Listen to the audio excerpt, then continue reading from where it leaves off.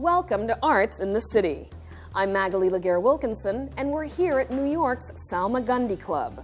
The 140-year-old organization welcomes local artists who come here to discuss art, relax, and network. But today we're going to look at art in its many forms. But our first story takes us to an unlikely neighborhood where the art scene is changing every day. When you think art, you don't normally think of Jersey City, but here I am at Moth Contemporary, a 35-acre destination for artists and lovers of art. Jersey City it was the only piece that had property big enough to create a community, because a community is it's not 100 people. Communities is 2,000, 3,000 people, and we need a big enough complex, and we couldn't find it in Brooklyn, I couldn't find it in Long Island City or the Bronx. Artist Eugene LeMay and his partners found it in Jersey City, in a former tobacco factory just off Route 19. LeMay, who is CEO of one of New York's biggest moving companies specializing in art storage, thought why not convince collectors and artists to do more than just store their art away. A lot of people come for the storage. We're convincing, even Richard Meier came for storage, but we convince him to open it to the public. So we create museums out of this material that's going to be going to storage and actually a dead storage. We say, no, give it access to the public. And so the models built by architect Richard Meier, usually stored away, are on full display. And he's not alone. He joins world-renowned artists like Gary Lichtenstein and many more. There are now more than 100 working artists here, along with an artist residency program, an art school, the Florence Art Academy, and dance companies. Visitors never know what they'll see when they open a door. People come here and they open the studio without a meeting, and they see artists working, see video artists, dance companies. So many things happen without to make an appointment. We are really interested about the idea of process. Process is our ideal things, you know. Here you really feel the idea, how it's built from the beginning. Yigal Ozeri, one of Moth's founders, is a photorealistic painter. I think people love to be voyeurs. That's the most interesting for collectors and curators. They don't like to come and to see final stuff. They want to see how it's happened. So you can watch an artist in action, including LeMay. These are letters that I've written myself to families of fallen soldiers, which I knew in Israel. The feeling of it, that was more important to me. So far, more than 800,000 square feet has been renovated. Next door at the Moth Glass Gallery, a former canning factory, there is Making Art Dance, 35 years of costumes and backdrops by choreographer Carol Armitage in collaboration with some of the world's most famous designers. Next, the International Center of Photography's archives will open. And there's more. They are planning to open restaurants, a hotel with a rooftop pool, and a Richard Meier sculpture garden. And here it's a revolution. It's an artist that use people that giving money, and we are the forces. You know, we are the galleries, we are the dealers, we are the collector, we are everything. So the idea is a revolution in idea of community, of art center. So it's never done before. Meanwhile, just a mile away on the same street, Newark Avenue, a similar but smaller revolution is taking place. This is Gabriel Pacheco's work. He made this work for the gallery, Justice Gallery. Olga Levina and her husband are hoping to build a smaller-scale artistic community with the Jersey City Theater Center. Jersey City Theater Center's mission is to present progressive theater, performing arts, and educational programming that embraces Jersey City's beautiful diversity and also enhances quality of life. Just like Moth Contemporary, JCTC's mission is to embrace all the arts, and here they are focusing on local artists. Jersey City has a lot of its own artists, and we have a lot of artist friends who would come up to us and say, you know, you're doing so much for music, for theater, with purchasing White Eagle Hall, but we don't have spaces to work. New York is very expensive. Maybe there's something you can do for us so we can also have an opportunity to develop work. There are now 8 artist studios, and yes, you could pop in when the doors open. There's a studio for JCTC kids featuring puppet works, classic old-fashioned storytelling. We also got a sneak peek at the construction next door. Whitehall, a former theater, Polish community center, and more recently a gym, will soon be home to a performing arts center with the original stained glass restored. Lavina says it's more than just booking acts for exhibiting artwork. Her goal is for JCTC to be a place where artists, playwrights, musicians, visual artists come together and create their work. I feel, and we all feel, that art field is changing, and we feel that people would like to participate in programming more. Our community like to be a part of. So we decided to have a smaller venue where we can create and let our own artists to take risk and experiment. Taking risk and experimenting, that's what art is all about, and why Jersey City may be the next hotspot for art lovers around the world. I'm Ernabel Demillo for Arts in the City. As we just saw, art serves a very important purpose for local communities. But historically, art has also been used to raise awareness about widespread social issues. Anne Riddell has the story about one organization doing just that. Pictures can speak volumes. Today we introduce you to a group creating exhibitions dedicated to untold stories of moral courage. Stories that may leave you asking the question, what would you do in the same situation? Look into these faces and you will see courage, dignity, deep compassion. They are the faces of people who risked their own lives to save others for no reason other than it was simply the right thing to do. These photographs are part of an exhibition created by the organization Proof, which uses visual storytelling to highlight human rights issues and peace building. What overall is it that you hope people take away from these exhibitions? Everything that Proof does is really about moral courage by using these sort of extraordinary stories of ordinary people. And all of our work is about ordinary people's voices. We're teaching that everybody can do, in a small way, in a big way, make a change through standing up against injustice, standing up against someone who's being bullied. Take, for example, the rescuers. The people featured here are from all walks of life, but they share a strong common bond. Each of them stood up against their own to save others who were being persecuted. So Josephine, as you can see, is a market woman. She's from the eastern part of Rwanda. She lives on Lake Kivu, and she saved a lot of people by hiding them in her house and then bringing them over in a canoe to Congo. And I asked her why she did it, and she said, I did it because I had to, and I didn't care what other people said about me. I wanted to save my neighbors.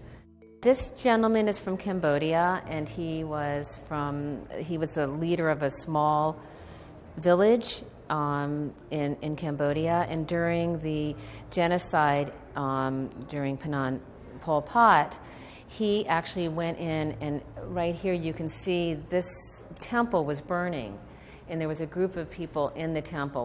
There was a group of men in this temple and a group of women in the other, and they were locked in, and he managed to break in and save all these people and bring them to a safe spot. So when you look at genocide, which is what this exhibition is about, you only really think about what evil is. You don't think about, you learn about what evil. So what do you learn from evil? You absolutely learn nothing. The idea about the exhibit is what you can learn by doing good. And that's really the basis of this exhibit. Proof's exhibitions deal with some of the world's most troubled regions, tackling taboo topics like human rights abuse and rape. Rather than have a permanent home, the exhibitions travel, yes, to museums, but also to schools, community centers, and remote villages. And though Proof documents these stories after conflicts have resolved, there is still risk for those who have stood up. A lot of these people, we had to bring them out of their communities because it's actually dangerous for them. It wasn't dangerous for me, but it was dangerous for them to talk about their heroic deeds.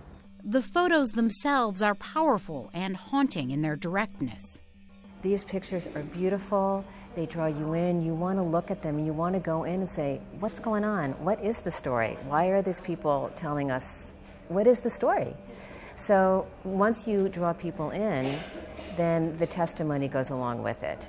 So there are always the words to go along with photographs. And we found that that's a very, very powerful way to bring people in. The photographers that we use are photojournalists. I like to work with photographers that are actually in the countries that we work in and not bring them. I think a lot of them are risk takers, because when you shoot in countries that are under fire, that you have to be able to think on your feet, but also think on your feet visually. And the portraits are beautiful. I mean, when we choose a photographer, they have to not only be a good photojournalist, they also have to be able to take beautiful, stunning, evocative portraits. For each project, Proof works with local organizations on the ground, traveling far and wide to document stories.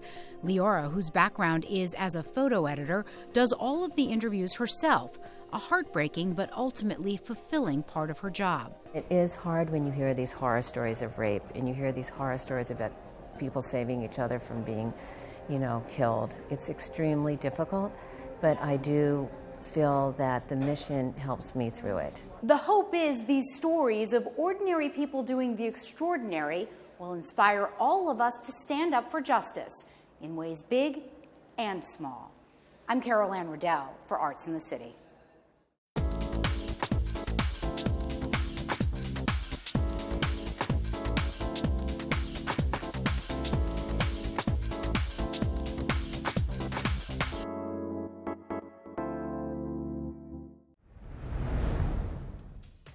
Fashion is another form of art, and if you had to pick two names to sum up the fashion era of the 1970s, your best guess would be Halston and Yves Saint Laurent.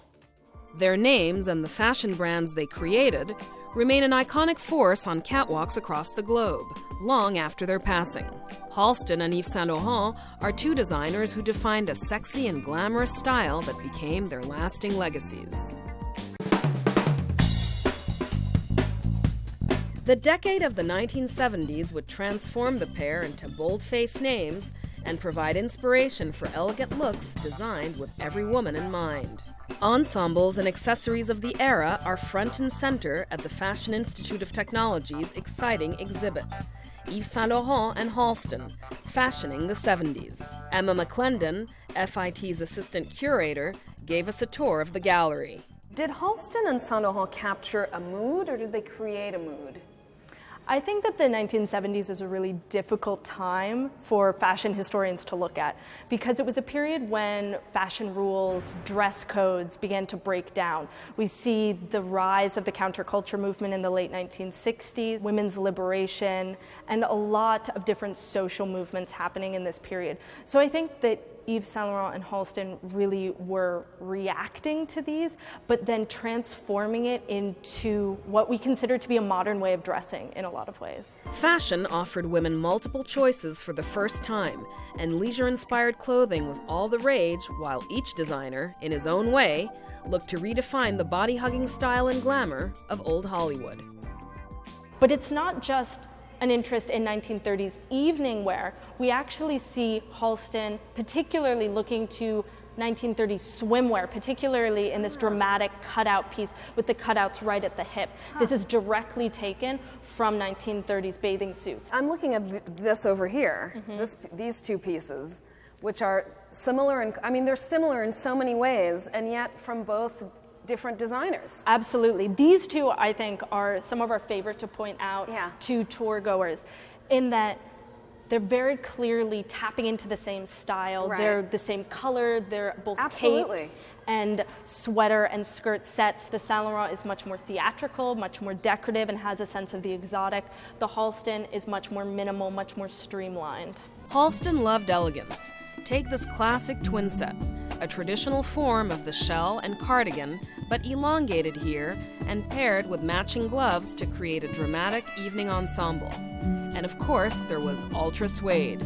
It was easy care and washable, perfect for the on-the-go jet set. Saint Laurent gave us everything from lean and chic to fantasy and fun, along with the breakthrough tuxedo trouser suit. Halston was enamored of the 1930s. He was looking at couture of that period, but also at Hollywood glamour. But he went beyond that. He wasn't just looking at the elegance of evening wear. He would be innovative enough to take A simple idea, as simple as the twin set. What was so different for women at the time? I mean, this is the shock of the new in fashion, isn't it? Absolutely. In the 1970s, we saw huge transitions for women. Women start to wear pants really for the first time. Pants and skirts of any length, short, long, or in between, Halston and Saint Laurent made it all work.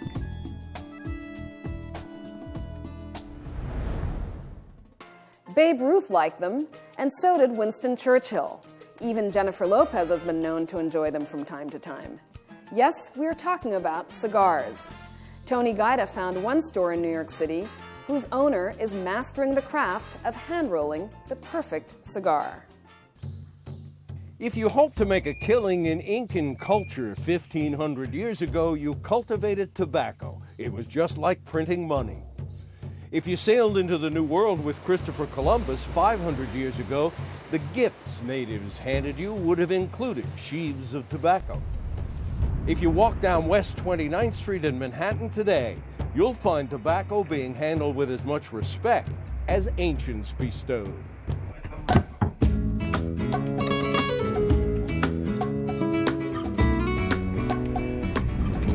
In a small shop near the corner of 7th Avenue, you will see men doing what men have done here for more than 40 years, hand-rolling tobacco into fine cigars.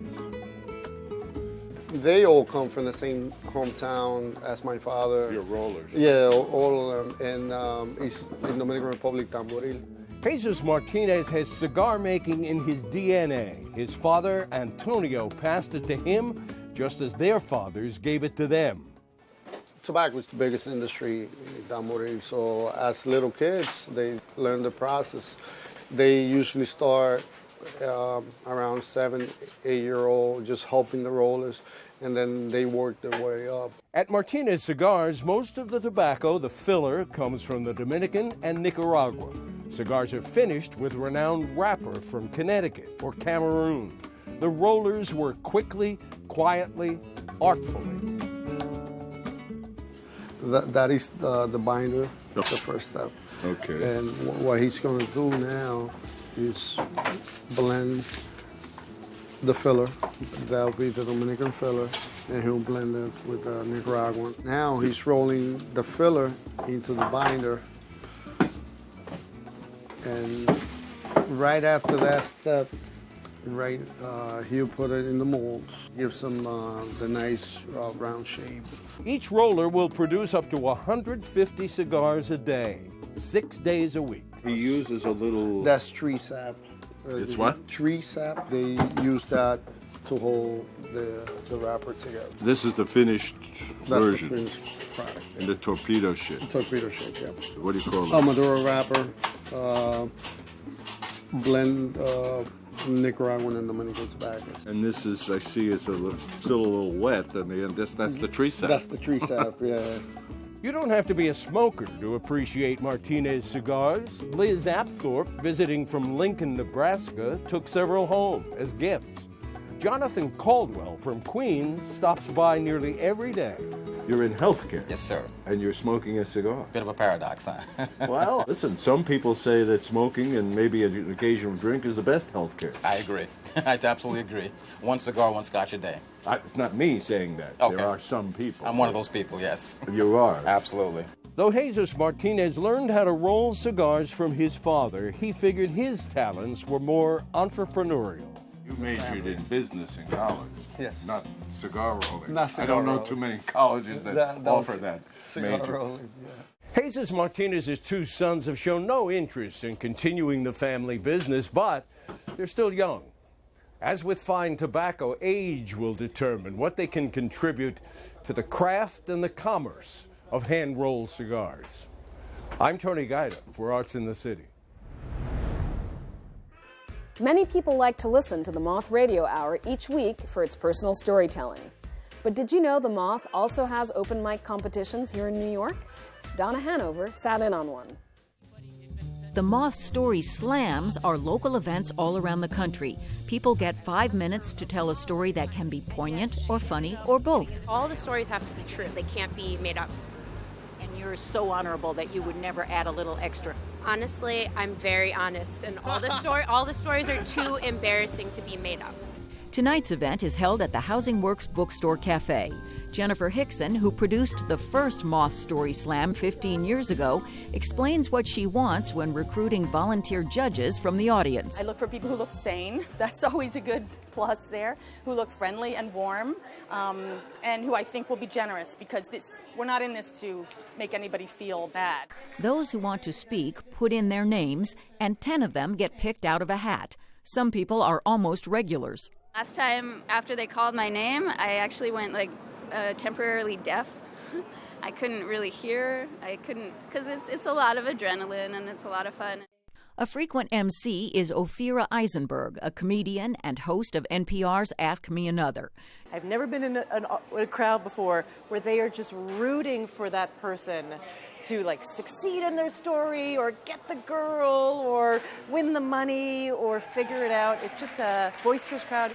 Tonight's topic is rivalry. Hannah was just better at life in adulthood. She graduated, found a career, made enough money to not have half a dozen roommates. My transition to adulthood was rockier. I fell for a pyramid scheme twice. And then scary collection agencies started calling me, and I ended up moving home with my mom and living in her basement. Audience members have filled out little slips on the topic. Tell us about a time jealousy got the best of you. It just says that my neighbor had an awesome Lego collection, so I stole it one Lego at a time. After each storyteller, the judges give their verdict, and then the next speaker is up. The judges say their job isn't easy. All these storytellers are so brave to go out there and tell such personal stories. It's great to hear. We want to do a good job. I'm not a public speaker. I'm the kind of person who gets nervous leaving a voicemail. After the break, it's time for the final storytellers. The principal's office was for hooligans and no goodniks. I was not cut out for this. I was a goody two-shoes. I was a teacher's pet. I was on the coveted safety patrol. He said, go wait in the hallway for your teacher to pick you up. I hadn't even thought about my teacher. The beautiful Miss Skibo. Miss Skibo, the woman who I planned on one day making my wife. Well, forget that. There's no way she was marrying a cusser. I went to law school and practiced for a year, and then I quit to be an actor and a writer.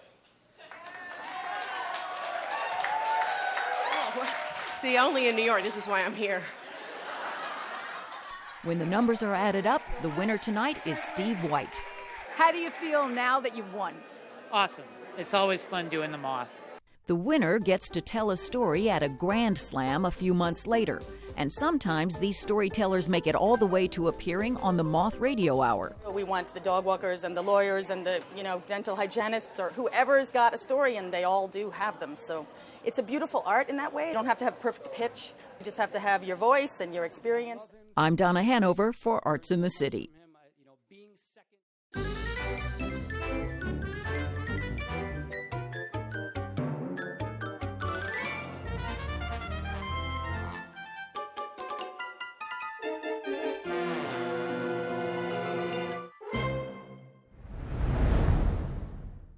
Long before video games dominated the market, families used to sit around the bridge table and play board games. Some are still popular, like the Settlers of Catan. But for sheer longevity, nothing beats the classics. Barry Mitchell at the Museum of American Finance on Wall Street.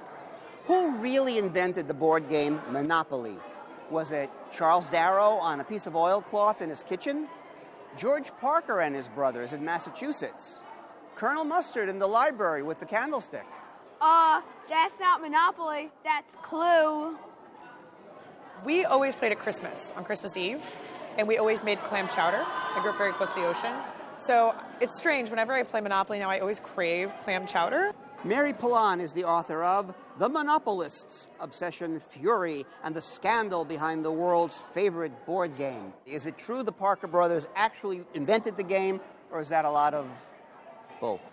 For years, Parker Brothers told the story that Charles Darrow had invented the game during the Great Depression, and that during, dark times, he went into his basement and innovated and created this game, sold it on his own, and then later sold it to Parker Brothers. The problem is it's not exactly true. The game actually originated with a woman who got a patent for her landlord's game in 1904, and had a whole life long before Parker Brothers came into the picture. And this woman's name was? Lizzie McGee.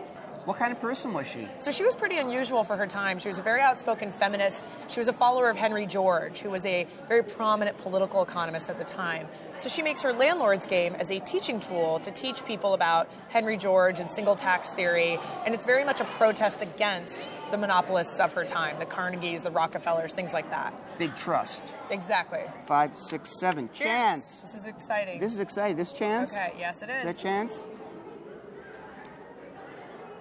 Occupy Wall Street, get tear gas, go directly to jail.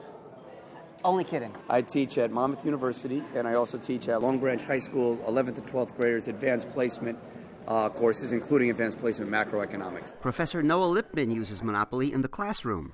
We use it to show money supply. We use it to show whether or not inflation would happen because of overprinting of money. We use it to show how people can control the financial system based upon the amount of money that's being circulated in the system. In the 1920s, a pre-Parker Brothers version was popular with Quakers living in Atlantic City. And they would have Monopoly nights, and they called it the Monopoly game. And they added Atlantic City properties because early versions of the game people localized. So you had Philadelphia boards, you had New York boards, you had Boston boards. Predating Parker Brothers, many people played a version of Monopoly. One of them was Dan Lehman. Tell me about him. So Dan Lehman had played the game as a college student at Williams College. He'd played it in his fraternity, which was a common place that the game was being played way before Parker Brothers had purchased the game. So he tries to sell the game on his own, and he markets it as finance. And if you look at the finance board, it looks a lot more like Monopoly than even Lizzie McGee's landlord game. The big Monopoly tournament continues here at the Museum of American Finance, and we're speaking to Frank, who in real life is actually a financial analyst. There's such a big human element to the game that I really don't think my background is that much of an advantage. I've always enjoyed the game, playing it with family members and friends. And what do you do for a living?